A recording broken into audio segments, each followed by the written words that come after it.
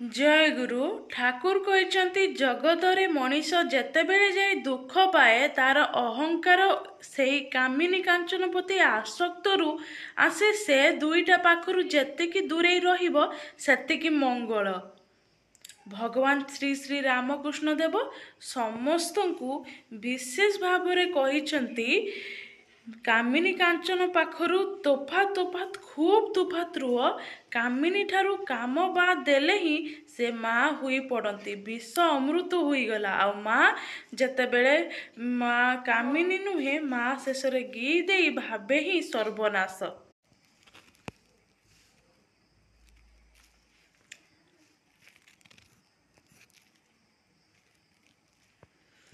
तापरे कहते सावधान माँ को मागी भाभी मर नहीं। प्रत्येक माँ ही जगत जननी प्रत्येक झील ही निजर मार विभिन्न रूप से परी भाविबाको हुए।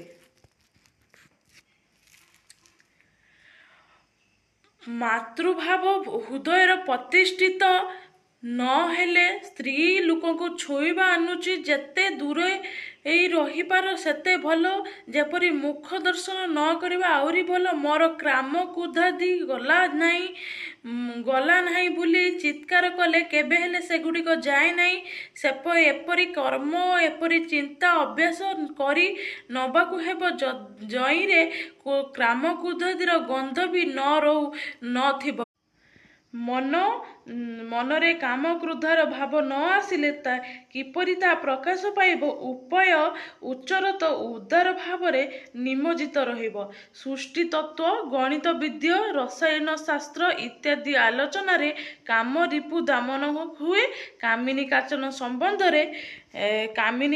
संबंध रे जेकोसी रकम को आलोचना ही सेथिपति आसक्ति आने देई पारे से सबु आलोचना जेते दूरे रही पारिबो सेते भलो। ओम शांति ओम शांति ओम शांति।